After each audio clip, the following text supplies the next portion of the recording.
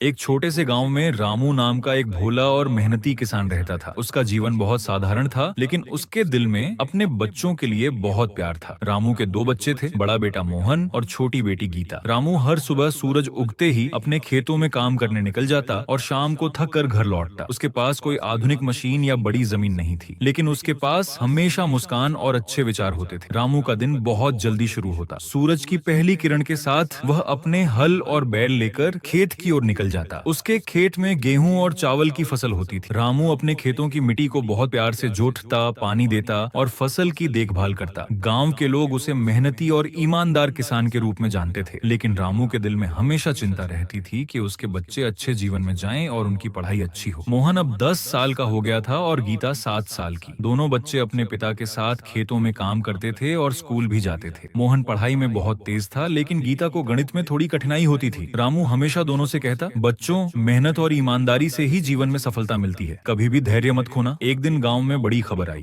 शहर से एक बड़ा व्यापारी आया है जो अपने लिए जमीन खरीदना चाहता था। वह बहुत पैसा देने को तैयार था।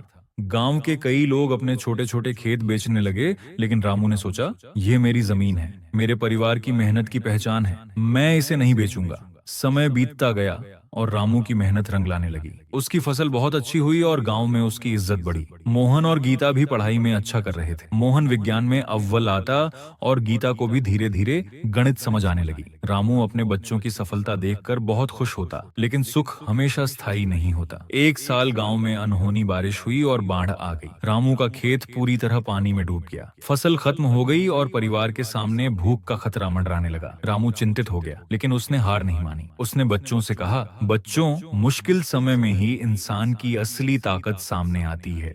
हमें मिलकर इस मुश्किल का सामना करना होगा। रामू ने गांव के अन्य किसानों से मदद ली और छोटे छोटे काम करके परिवार के लिए खाना जुटाया। मोहन और गीता ने भी अपने पिता का साथ दिया। मोहन ने शहर में चाय बेचने का काम शुरू किया और गीता ने घर के छोटे मोटे काम संभाले। धीरे धीरे परिस्थितियां सुधरी। रामू ने बच्चों को समझाया कि मुश्किल समय इंसान को धैर्य और समझदारी सिखाता है। कुछ साल बाद रामू ने अपने खेत में फिर से फसल लगाई। इस बार उसने नई तकनीक अपनाई और गांव के अन्य किसानों के साथ मिलकर मिला जुला काम किया। फसल बहुत अच्छी हुई और रामू के बच्चे पढ़ाई में भी बहुत आगे बढ़ गए। मोहन ने शहर जाकर इंजीनियरिंग की पढ़ाई शुरू की और गीता भी अपनी पढ़ाई में अव्वल रही। रामू की मेहनत और ईमानदारी का फल धीरे धीरे दिखने लगा। गांव के लोग उसे न केवल मेहनती किसान, बल्कि एक बुद्धिमान और दयालु पिता के रूप में भी मानने लगे। रामू ने अपने बच्चों को यह सिखाया कि जीवन में कठिनाइयां आएंगी, लेकिन परिवार और मेहनत के बल पर सब कुछ संभव है। समय के साथ मोहन और गीता बड़े हो गए। मोहन ने शहर में नौकरी शुरू की और गीता ने